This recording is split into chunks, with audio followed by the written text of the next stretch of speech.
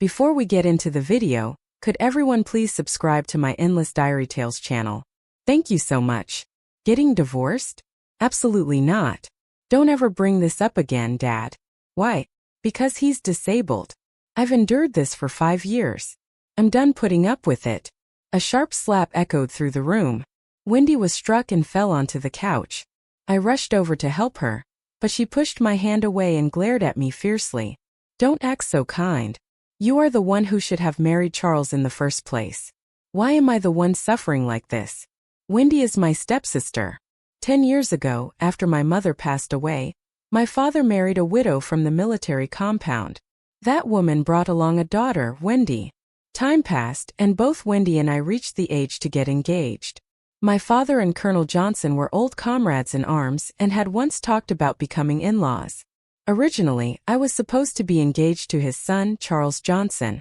But somehow, rumors began spreading that Wendy and Charles had fallen in love on their own. Suddenly, I became the outsider, as if I were the third wheel in their story. At that time, I was already worn out from dealing with my cousin's family. In the end, I was forced to take my cousin's place and go to the countryside for re-education. I was sent to a remote farm in the north where I met another sent-down youth named William. He later became my husband. I later heard that on the day Charles and Wendy got married, he was called out on a sudden military mission, got injured, and became paralyzed. When Wendy found out that his legs would never recover, she started demanding a divorce. But my father stopped her. He believed that divorce was shameful and would damage the family's reputation. No one expected that 5 years later, she would still be trying to leave him. Why are you saying I should have married Charles? I asked softly, my tone calm but full of confusion. Weren't you the one who fell in love with him? Shut up, Emily, Wendy snapped, her voice rising. Don't pretend to be innocent. Weren't you the one who brought everyone here on purpose today? I gave a faint bitter smile. Still the same as when you were a kid. Always so hateful. Sometimes I really wish you'd just die. Her eyes turned cold and sharp, cutting into me like knives. I could only smile helplessly.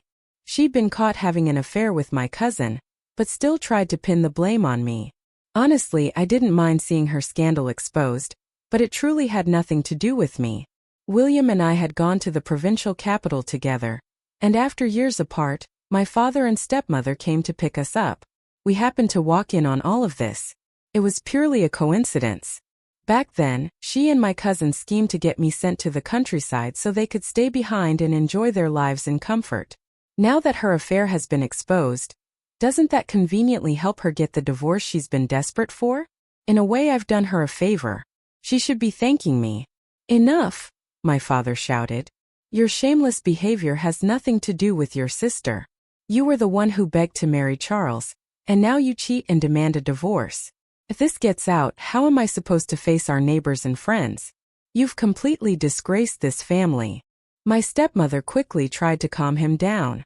At least it's just us. There are no outsiders. If we don't talk about it, no one will find out. Auntie's right, Dad, I said gently, smiling to ease his anger. It's a family matter. Let's not bring it up anymore.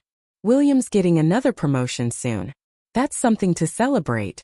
We still have to visit his old commander later, so we shouldn't stay long. I turned and exchanged a smile with William. That simple look between us seemed to set Wendy off again.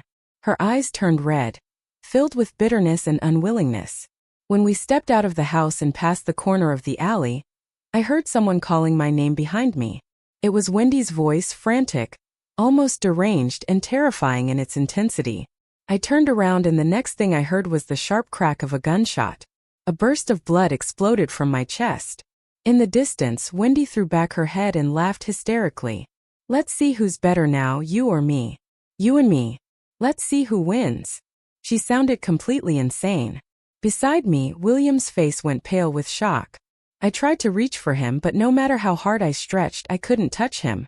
My body hit the ground heavily, the world spinning as my vision blurred. My consciousness began to fade. For a moment it felt like even time itself had stopped. When I opened my eyes again, I was back 6 years earlier in the military housing compound. The first thing I heard was someone gossiping. That one from the one family went down to the countryside. No one could stop her. She fought with her family and ran off. I gave a small laugh. So Wendy had gone down to the countryside. She'd rather go starve out there than live a comfortable life here. I rubbed my chest absent-mindedly. Maybe it was just a phantom pain, a lingering trauma from what she did to me. But every now and then my chest would ache faintly, reminding me of how Wendy had killed me. Because of the national situation, schools had been shut down, and I couldn't attend classes. Thankfully, I kept my old textbooks. In my previous life, after the college entrance exams were reinstated, William had been admitted to a university. I worked myself half to death doing business to support him. And yet, once he got there, this time I decided I would take the college exam too.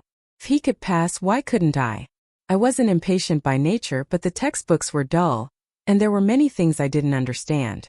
Before long, my eyes started to ache. Outside the window, the walnut tree was lush and green, and the breeze swayed the open window gently. With that soft wind brushing my face, I felt myself drifting into sleep. Not long after, I felt a tickle on the tip of my nose, as if something brushed against it. I opened my eyes. Standing by the window was Charles Johnson, dressed in an old green casual uniform. He leaned lazily against the window frame, holding a sprig of foxtail grass in his hand and using its tip to tease my nose. His playful smile hadn't yet faded. "Well, look at that," I muttered. "Caught you red-handed." The young man in front of me, or rather not so young anymore, had the calm maturity of someone far older. Though he was only 2 years older than me, he looked and acted as if he were 7 or 8 years my senior. He always carried himself with quiet steadiness. We had grown up together in the same military compound, though after he joined the army, I hadn't seen him again. In my previous life, I hadn't returned from the countryside until 5 years later. Counting it all, it had probably been 8 or 9 years since I'd last seen him. Now, seeing him again, the first thing he said was, "I heard your sister went down to the countryside." I was still groggy from sleep and not in the mood to talk, so I grumbled a faint murmur, turned over, and buried my face back into the pillow. "You only have girls in your family," he went on, tossing away the foxtail grass and giving my shoulder a light push. "How did she end up being the one sent down? Did your dad not like her or something?" He really didn't know when to stop. I cracked one eye open and glared at him. "You're overthinking it. If you like her so much, why don't you go chase after her? Why bother me? I was just asking." "I don't like her," he said lazily, his tone unbothered, carrying a hint of sleepiness. Then he glanced at the desk, noticed the open book under my arm and pulled it out. A math textbook. He flipped through it casually. "Since when did you start studying again? Why do you care?" I shot back. "Is it a crime to want to study?" After all his teasing, any trace of drowsiness I'd had was completely gone. All right, Miss Emily," Charles said with a teasing grin, raising his hands in mock surrender. "Whatever you say. But seriously, what's up with you today? You seem different, kind of irritable actually. What's different about me?" I asked, raising an eyebrow. He studied me for a moment. "You used to be gentle, soft-spoken. You get scared if someone so much as raised their voice around you, but just now you were like a tiger ready to pounce." The truth was, I had never been timid. That so-called gentleness had always been an act, a mask I wore for others. Without a mother to protect me, how could I have grown up without learning how to defend myself? After everything I'd been through, my personality had changed. Maybe it was because I'd lived too much, seen too much. Now I just wanted to be my true self. Was that really such a bad thing? I looked at Charles and smiled. He froze for a second, then smiled back. "Good," he said softly. Not much had changed about him from my previous life. Charles was going to get engaged soon. But this time the bride-to-be wasn't Wendy. It was me. In the work team where Wendy had been sent, there was a girl I knew well. Sarah, a childhood friend who'd grown up with me. Just a few days ago, she wrote me a letter and mentioned Wendy. She said Wendy had gotten very close to one of the other sent-down youths and took extra care of him. The two of them seemed rather affectionate, like dry wood meeting fire. Wendy even started taking on double shifts. Also that William could have more time to study. Sarah also wrote that rumors were spreading among the sent-down youths that the college entrance exams would soon be reinstated. She encouraged me to start studying again just in case it turned out to be true. I wrote back telling her the news was very likely real, and that she should take it seriously and start preparing too. From the moment Wendy decided to volunteer to go to the countryside, I knew exactly what she was planning. In my previous life, William's future had flourished because of my help, and now she wanted to take my place to enjoy the fruits of my labor. She was jealous of what I had built, but as the saying goes, you reap what you sow. You plant beans, you get beans. You plant flowers, you get flowers. She didn't even stop to think about who had tilled that soil in the first place. She only saw the harvest. I was curious to see what kind of mess she'd make for herself this time. In the past 2 days, my father mentioned that the Johnson family wanted to arrange an engagement between Charles and me. I refused.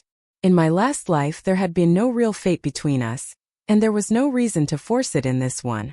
Thinking about how Charles had been paralyzed in my past life, left frustrated and hopeless, I felt a pang of sympathy. He'd been my childhood friend after all. If I could somehow prevent that tragedy from happening again, that would be a good thing. But how? How could I stop it? Charles had been called away suddenly on a mission on the very day of his wedding to Wendy. That was 2 months from now. My father, despite his 20-some years in the military, was selfish to the core. He never thought of anyone but himself. He didn't love anyone, not even me, his own daughter. When I refused the engagement, he wouldn't accept it. And now he'd locked me in the house for 3 days straight. It was pure tyranny. Thinking about it, it wasn't surprising. In my last life, Wendy had made a scene about divorce for 5 years, and my father never backed down. To him, I was the most obedient one. So, how could I possibly fight back?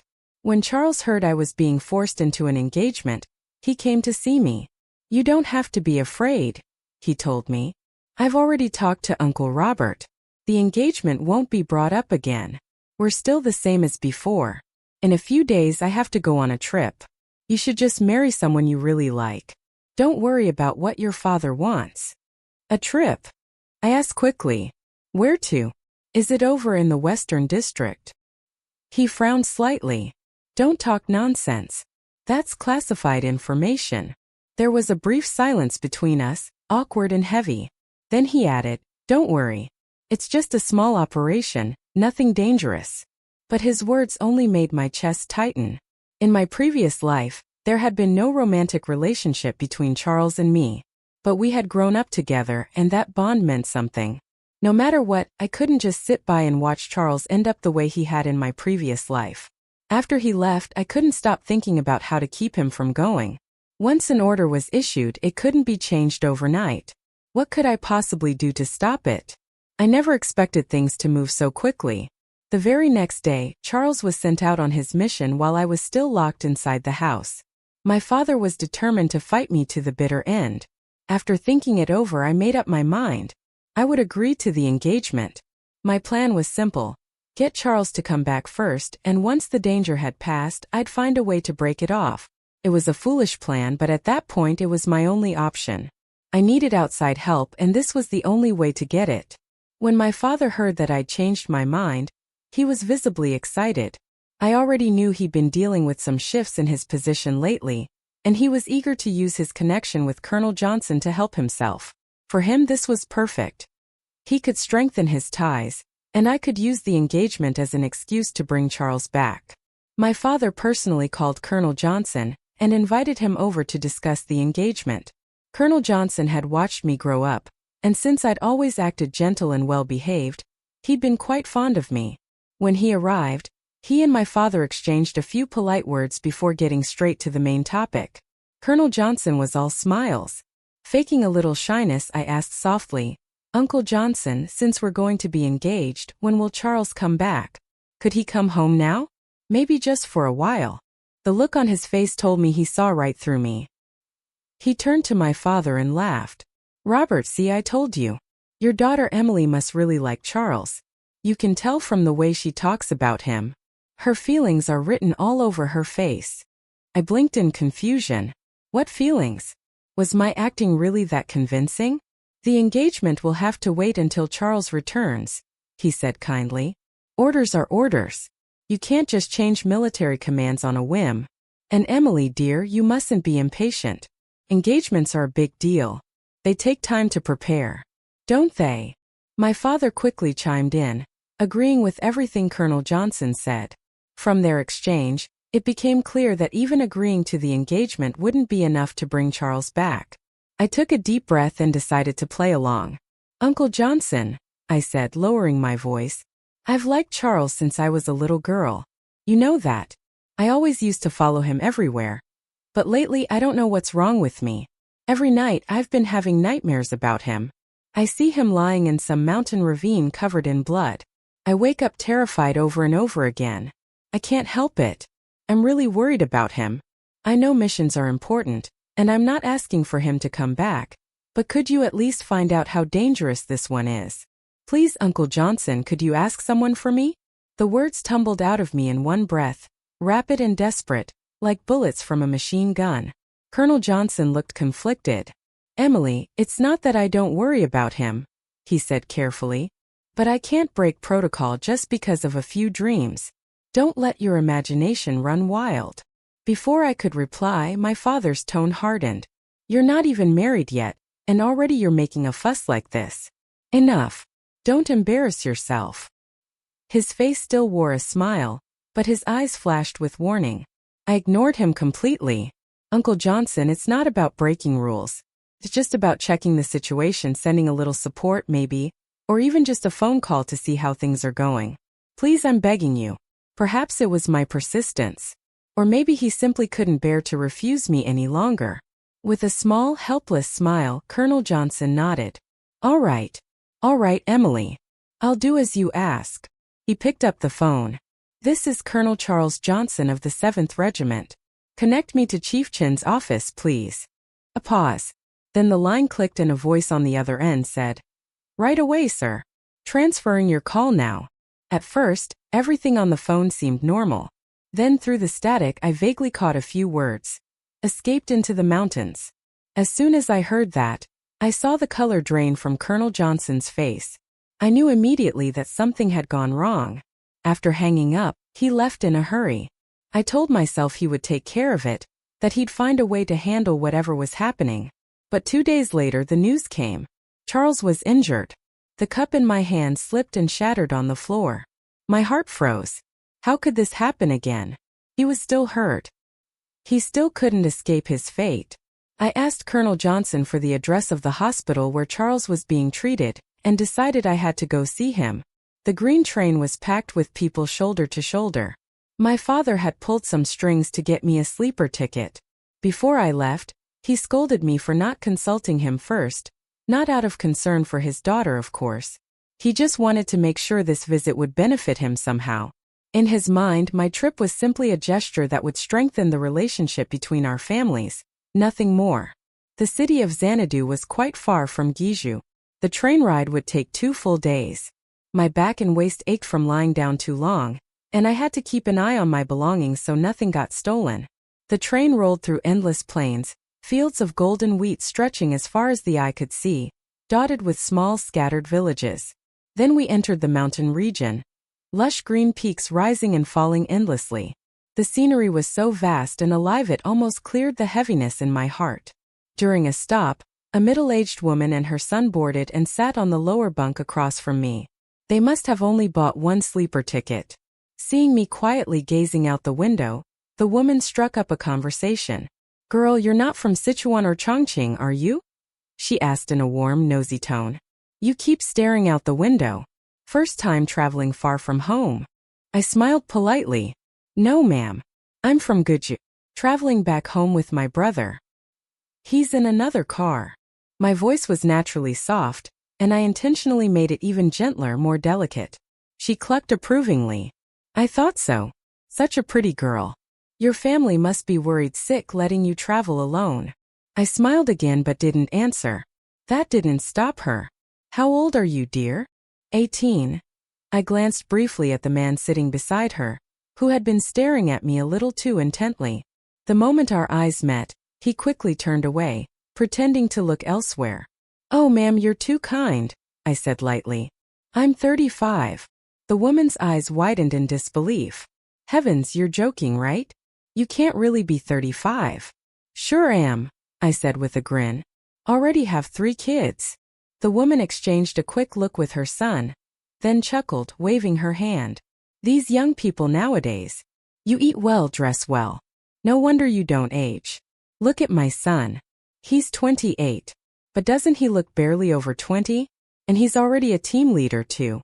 Such a good man, knows how to treat his wife right. Not like my husband. Useless drunk, always in debt. Always hitting people.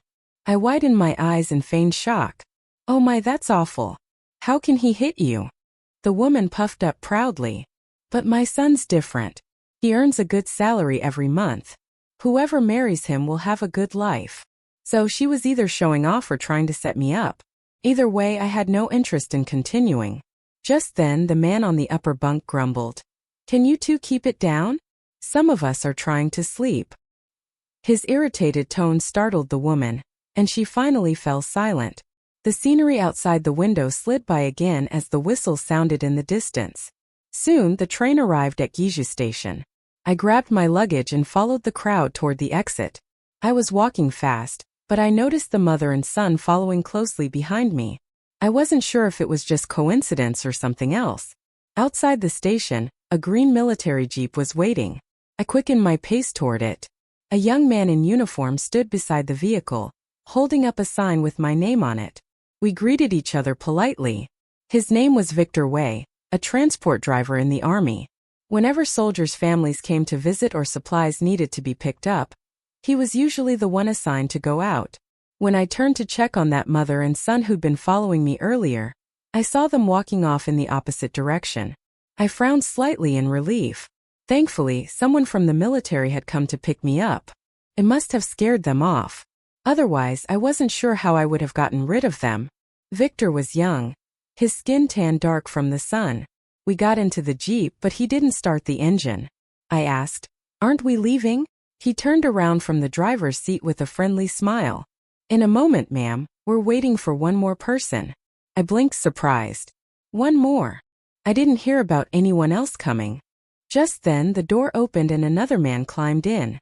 When I looked up, I realized it was the same man who'd been sitting on the upper bunk above me on the train. I couldn't help shaking my head. So it had all been arranged from the start. I'd been worrying for nothing about that mother and son.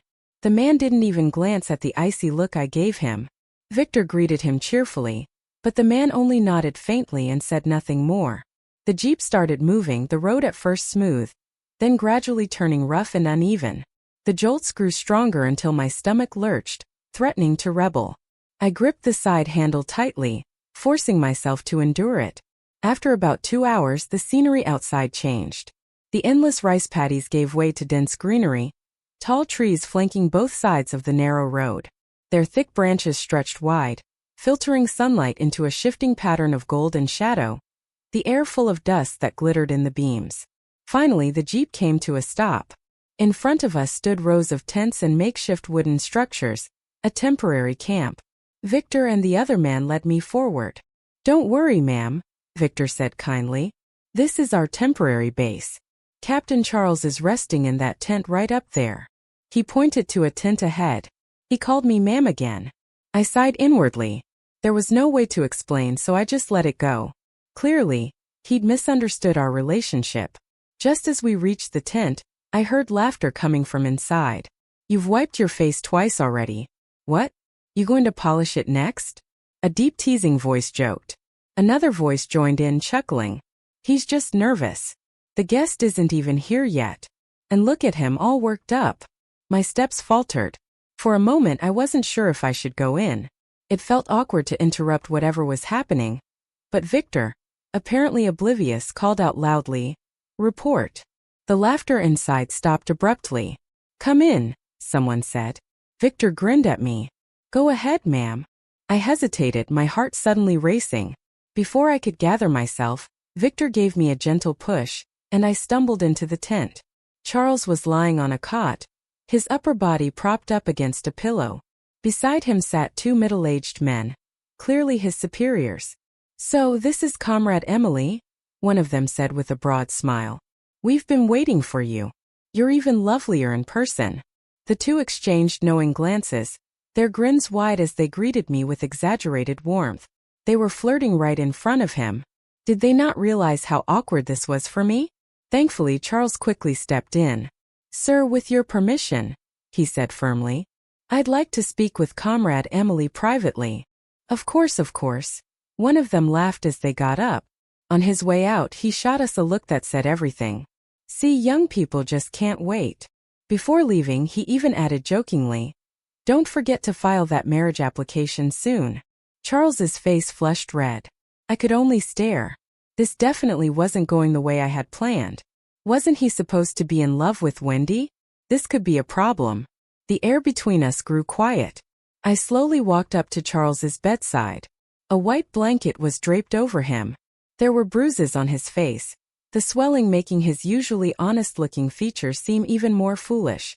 Before, his face had carried a trace of youthful sharpness. Now he just looked, well, clumsy. Leaning forward, I carefully lifted the blanket. His legs were bare, unmarked, no visible injuries. A wave of relief washed over me. So his legs weren't damaged this time. He wouldn't end up paralyzed like in my previous life. "What are you doing?" Charles's startled voice snapped beside my ear. I froze, realizing what I had just done was completely inappropriate. He sat up a little too quickly, trying to pull the blanket back over his legs and completely forgetting the wound on his upper body. The sudden movement made him wince, one hand clutching his chest as his face flushed red. Whether from pain or embarrassment, I couldn't tell. I hurriedly lowered the blanket again and supported his shoulders so he could lean back slowly. The wound on his chest was still seeping faintly through the bandages. I was about to fetch a medic when I felt a sudden warmth against my palm. I looked down. His large, calloused hand had closed over mine. His grip was rough, the skin dry and textured, but the warmth of it spread through me in an unsettling way. My heart twisted. Not with affection, but something far more complicated. I was certain I didn't love Charles. Maybe when we were younger, he had been a small source of comfort in my lonely childhood. But after everything I'd lived through, time had long worn down any illusions I once had about love. I had always been cold-hearted, detached. I'd never truly loved anyone, not even my parents. Even William, whom I'd known for 5 years, had never stirred real affection in me. He was selfish, always thinking of himself. Charles was different. Sincere, loyal, too full of feeling for his own good. If he ever truly fell for me, it would only bring him pain because I couldn't give anything back. I didn't think I even had the ability to love anyone. Gently, I removed his hand from mine and forced a small smile. I haven't had a chance to explain yet. I was afraid you might misunderstand. I didn't agree to the engagement because I wanted to marry you. I only needed an identity so I could come see you. I was worried about you getting hurt. The faint smile on Charles's lips faded. "That doesn't make sense," he said quietly. "What?" I blinked, caught off guard. I had expected disappointment, maybe hurt, but not that calm tone. "You could have visited even without an engagement," he said matter-of-factly, tugging lightly at the edge of his blanket. "And how would I do that?" I asked, my voice rising a little. "We grew up together, sure, but not just anyone can enter a military base. Only military family members can. Without that official connection, do you really think my father would have let me come? Just because I told him I had a dream about you being injured?" I sighed. "If you hadn't ignored orders, you wouldn't have gotten hurt in the first place." I poured him a glass of water and handed it over. "Here, drink this." He accepted it but didn't take a sip. His thumb brushed along the rim of the cup as he asked softly, "Then why are you worried about me at all?" "Because we grew up together," I answered simply. "So did a lot of people," he said, looking up at me with a steady gaze. "Take Leo Shu, for example, the boy who broke his arm when you two played together as kids. Or Colin Lin, who's been bedridden for years because of his weak health. You grew up with them too. Why didn't you get engaged to one of them?" He paused, his tone calm but pointed. "Don't say it's because we're closer. We both know we barely even talked growing up. So what is it you're really trying to say, Emily?" His words hit something in me, shame, irritation. I couldn't tell. I felt my patience thinning. What am I trying to say? Nothing. There's no deep bond between us. Charles, I just didn't want you to die, that's all. Don't turn this into something it isn't.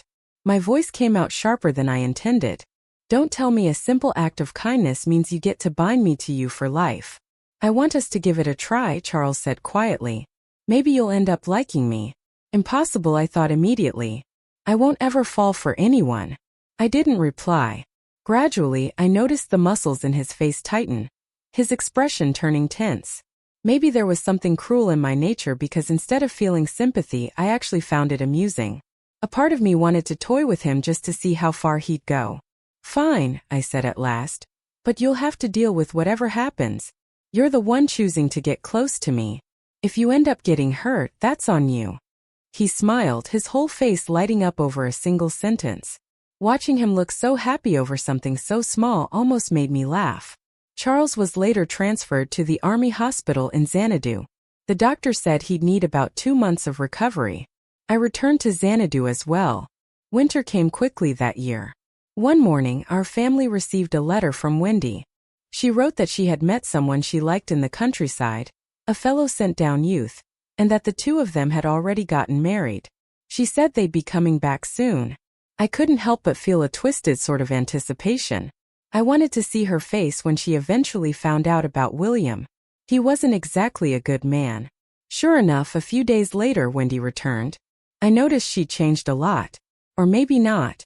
Maybe this arrogant, domineering version of her was who she had always been underneath the act. News of her marriage sent tension rippling through the household. My stepmother had been walking on eggshells lately, terrified of upsetting my father. He had originally planned to marry Wendy off to the son of a high-ranking official. No one expected that she'd go to the countryside and marry someone entirely on her own. It was snowing the day they arrived. My stepmother went to the train station to meet her daughter and new son-in-law. Hearing the commotion, I looked out the window. The two of them were walking arm in arm through the falling snow, laughing softly together, flakes gathering in their hair. For a moment they looked almost picturesque, like one of those perfect couples destined to grow old side by side. I let out a small laugh. How ridiculous. As soon as they entered the house, Wendy's complaining voice echoed through the hallway. Why didn't Dad send a car for us? Doesn't he have one? We're soaked because of this. It's fine, William's voice came gently. It's already very kind of your mother to come meet us. She must care a lot. Care my ass. Wendy muttered under her breath. This is his way of putting us in our place. She brushed snow off William's shoulders as she spoke. Don't say that, he said softly. Your father's anger is understandable. We did get married without his consent. William looked at her tenderly while she fussed over him, his eyes full of affection. When they entered the living room, my father was sitting on the couch with a newspaper in his hands, pretending to read. He had been waiting for this confrontation. The moment they stepped inside, he slammed the cup in his hand to the floor. It shattered right at Wendy's feet. Wendy shrieked in fright, jumping back. My gentle stepmother, usually so timid, did something completely out of character. She rushed forward and shoved my father's arm aside. What do you think you're doing? She cried. If you're angry, take it out on me. I'm the one who married you. Wendy has always treated you like her real father. How could you do this to her? Wendy's eyes filled instantly with tears, her expression pure and pitiful, playing the innocent perfectly. Her act only seemed to awaken William's sense of protectiveness.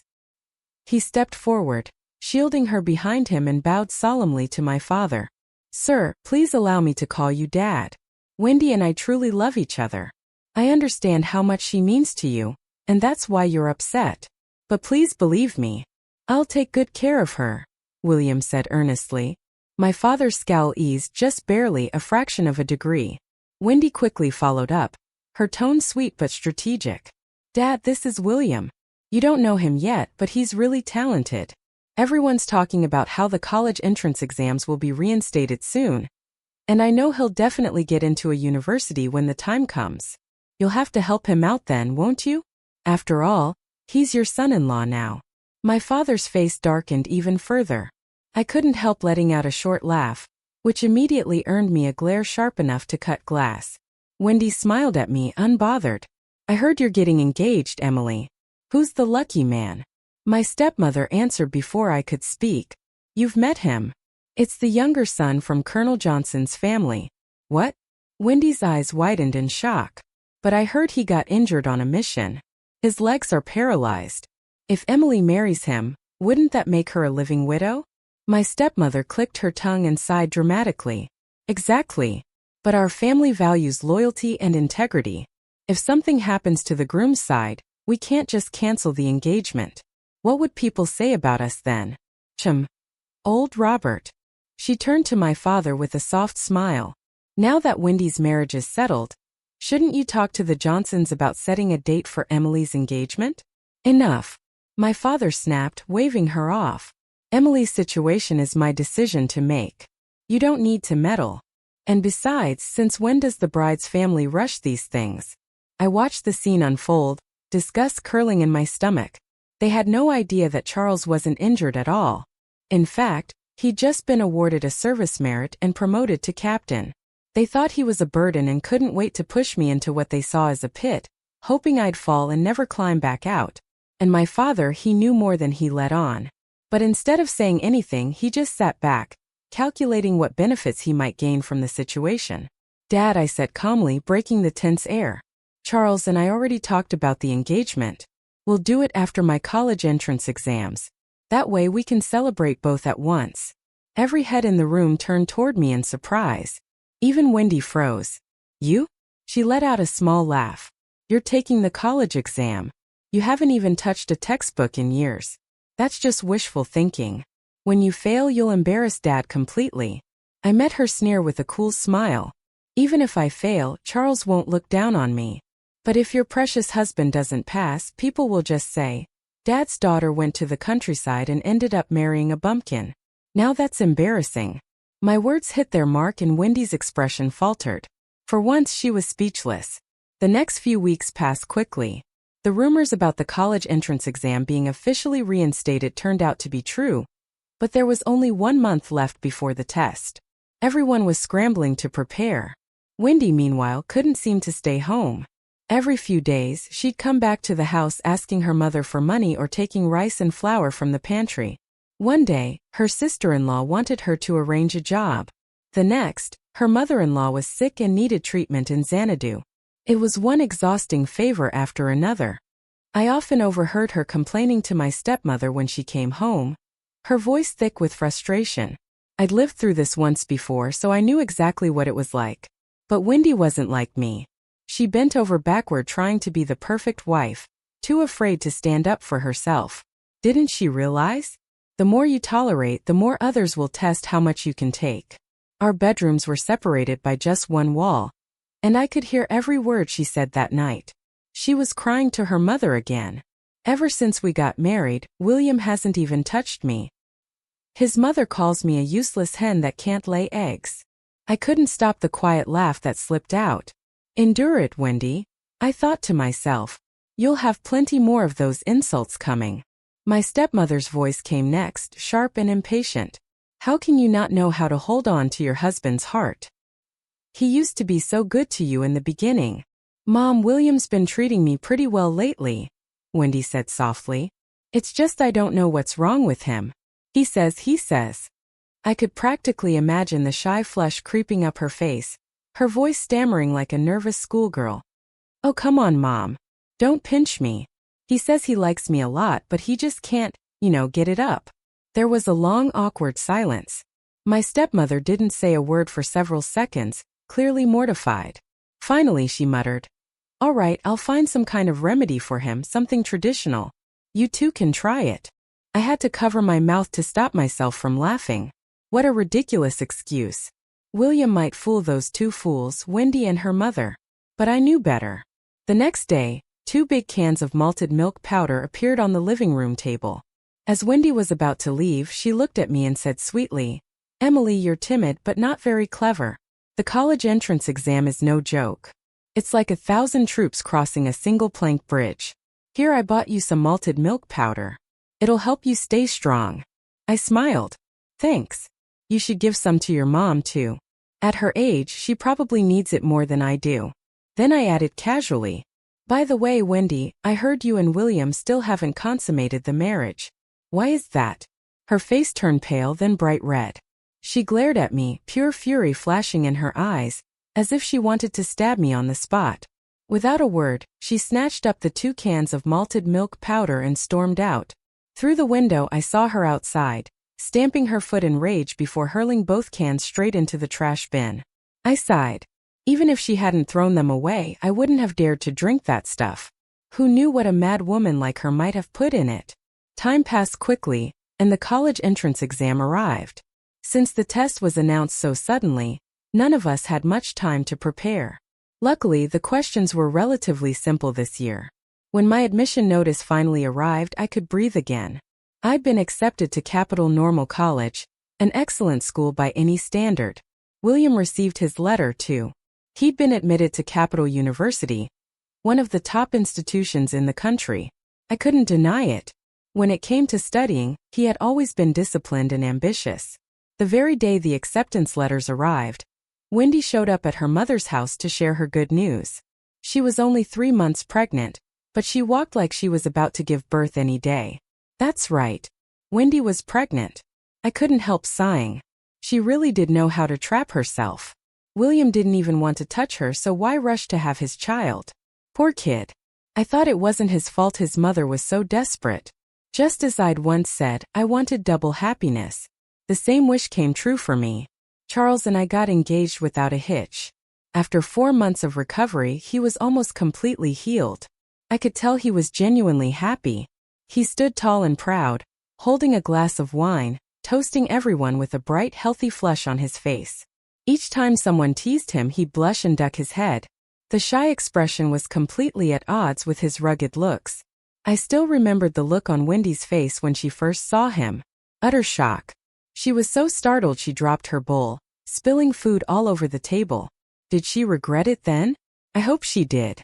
Things thrown away deliberately should never be picked up again. Charles and I planned to get married after I graduated. My father, of course, wasn't satisfied.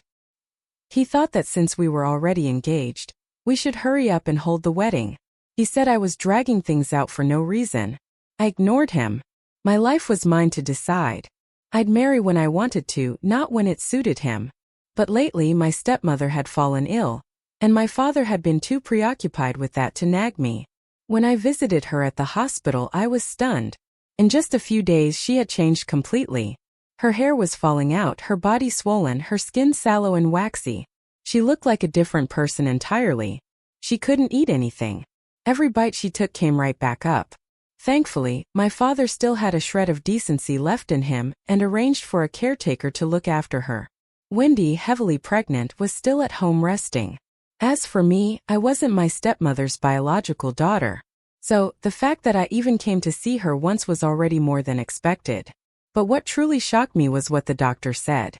My stepmother wasn't actually ill. She'd been poisoned. A toxic trace element had built up in her body, causing chronic poisoning. A little more, the doctor said, and she would have died. The entire house was turned upside down during the investigation. Finally, they found the source. A can of malted milk powder.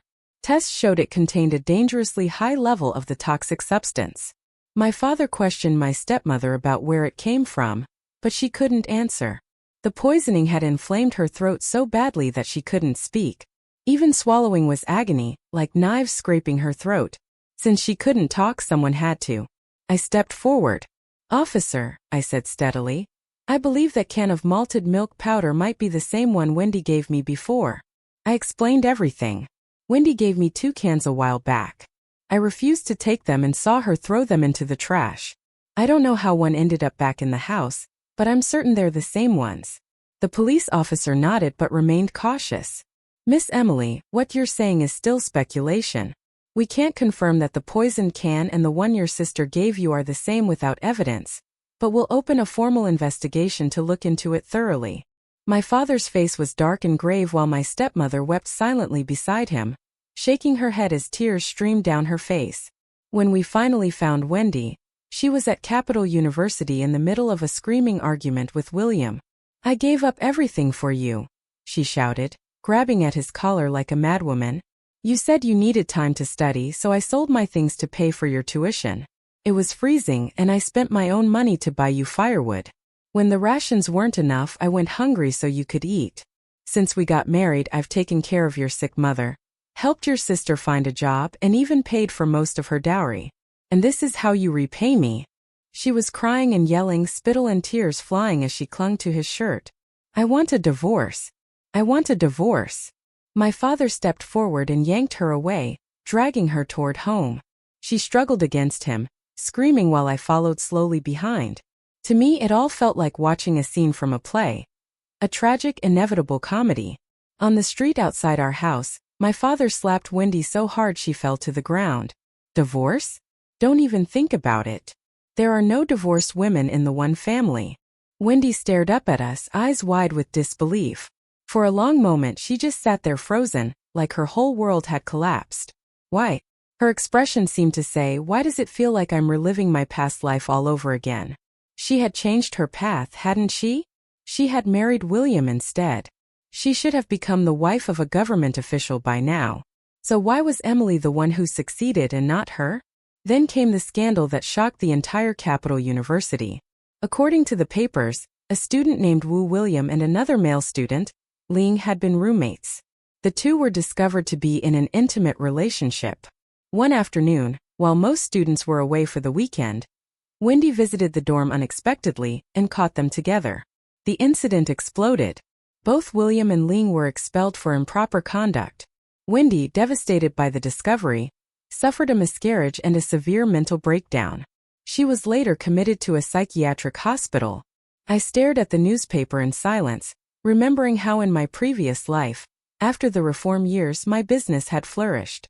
I'd earned plenty of money I had used to pave the way for William's success, pulling strings and building connections for him. He had been ambitious back then, always efficient, always careful to polish his reputation. Every task he handled had gone smoothly, earning him achievement after achievement. He had everything he wanted because of me. Step by step, William kept climbing higher. At first he was careful, secretive. But as his position rose and his influence grew, he stopped bothering to hide anything from me. I could no longer help him the way I used to. And when I eventually uncovered his affairs, he didn't even care. After all, if one of us fell, we'd both go down together. His mother despised me, thought I wasn't worthy of her son since I'd never gone to college, and we'd been married for 5 years without having a child. She never knew that William had never even touched me. I had planned to gather evidence and report his misconduct, but before I could do it, Wendy went mad, completely insane, and killed me. In this life, I graduated from college without a hitch and married Charles. On our wedding day, my father was beaming with pride, constantly urging me, "Now that you're married, hurry up and have a child." "I'm going abroad," I told him calmly. "I want to do something for myself." His smile vanished instantly. "You're being reckless," he snapped, scolding me for being restless and disobedient.